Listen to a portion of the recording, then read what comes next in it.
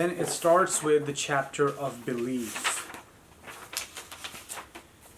So it goes with narrated Ibn Umar.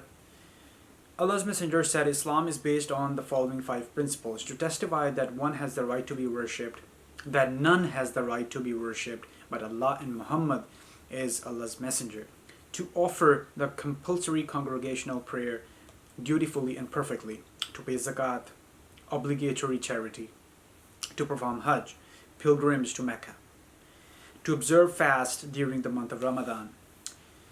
Now comes the 5th Hadith. Narrated Abu Huraira, the Prophet said, faith, belief, consists of more than 60 branches, which are the haya. Haya is self-respect, modesty, honor, bashfulness, scruple, decency, shyness, humility is a part of faith. Then comes the 6th Hadith. The Prophet said, a Muslim is the one who avoids harming Muslims with his tongue and hands, and a muhajir, immigrant, is the one who gives up, abandons all what Allah has forbidden. Number 7. Narrated by Abdullah bin Amr, a man asked the Prophet, what sort of deeds of Islam are good? The Prophet replied, to feed the poor and greet those whom you know and those whom you do not know. Number 8. Narrated Anas, the Prophet said, none of you will have faith till he wishes for his Muslim brother what he likes for himself. Number 9. Narrated Abu Huraira, Allah's Messenger said, by him in whose hands my life is, none of you will have faith till he loves me more than his father and his children. Number 10. Narrated Anas, the Prophet said, whoever possesses the following 3 qualities will have the sweetness, delight of faith. The one to whom Allah and his apostle becomes dearer than anything else. Who loves a person and he loves him only for Allah's sake. Who hates to revert to atheism, disbelief, as he hates to be thrown into the fire. Now comes number 11. Narrated Ubadah bin As-Samit, who took part in the Battle of Badr and was a Naqib, a person heading a group of 6 persons. On the night of Al-Aqaba's pledge, Allah's Apostle said, while a group of his companions were around him, swear allegiance to me for not to join anything in worship along with Allah, not to steal, not to commit illegal sexual intercourse, not to kill your children, not to accuse an innocent person, to spread such an accusation among people, not to be disobedient when ordered to do good deed.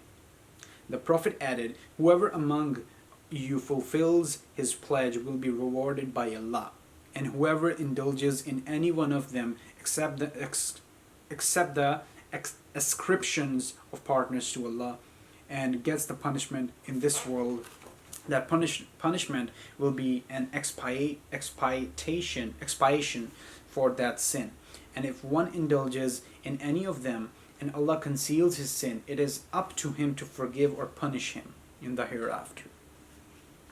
Ubadah bin As-Samit added, so we swore allegiance for these. Number 12. Narrated by Aisha, whenever Allah's Messenger ordered the Muslims to do something, he used to order them deeds which were easy for them to do, according to their strength and endurance. They said, O Allah's Messenger, we are not like you. Allah has forgiven your past and future sins. So Allah's Apostle became angry, and he said, and it was apparent on his face. So Allah's Apostle became angry, and it was apparent on his face. He said, I am the most Allah-fearing, and know Allah better than all of you do. Number 13. Narrated Abu Sa'id al-Khudri, the Prophet said, when the people of paradise will enter paradise and the people of hell will go to hell, Allah will order those who have had faith equal to the weight of a grain of mustard seed to be taken out from hell. So they will be taken out, but they will be blackened. Then they will be put in the river of Haya or Hayat. Haya is rain, Hayat is life. It also says in brackets, the narrator is in doubt as to which is the right term.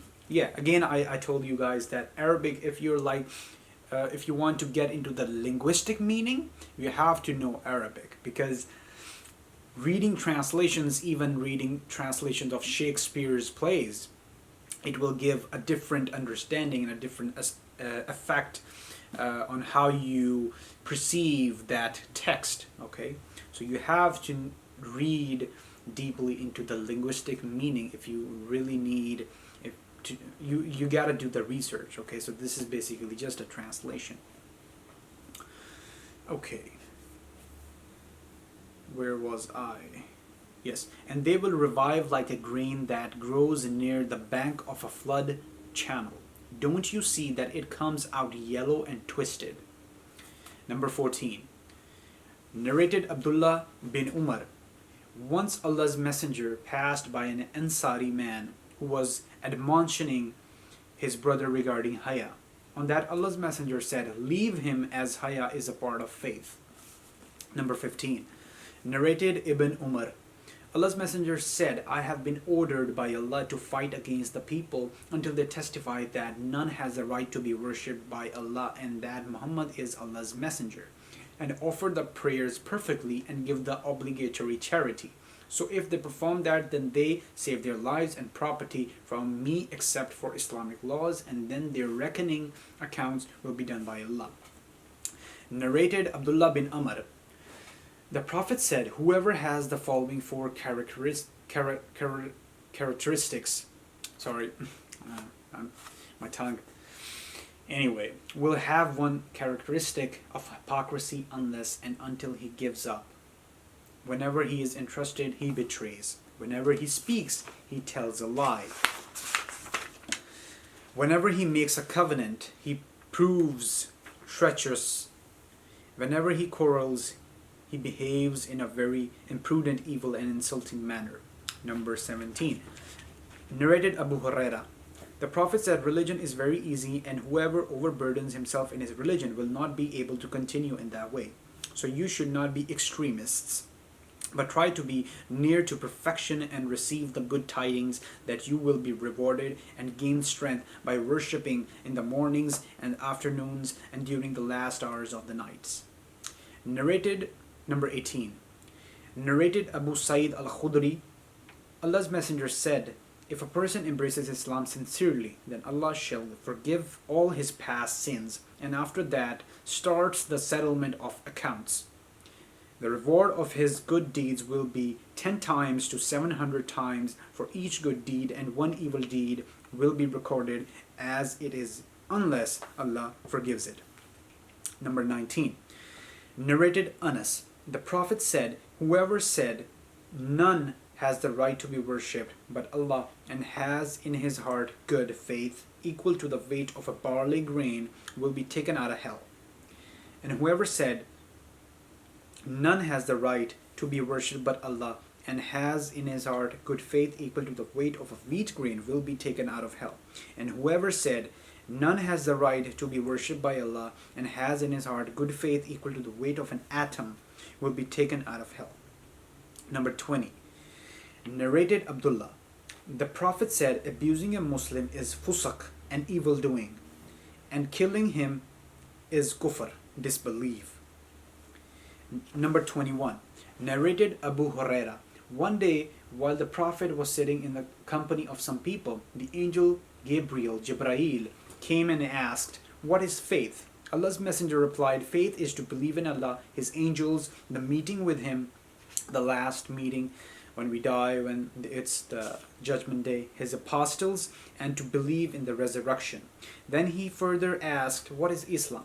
Allah's messenger replied, "To worship Allah alone and none else, to offer prayers perfectly, to pay the compulsory charity zakat, and to observe fasts during the month of Ramadan." Then he further asked, "What is ihsan, perfection?" Allah's messenger replied, "To worship Allah as if you see Him, and if you cannot achieve this state of devotion, then you must consider that He is looking at you." Then he further asked, "When will the hour be established?" Allah's messenger replied, "The answerer has no better knowledge than the questioner."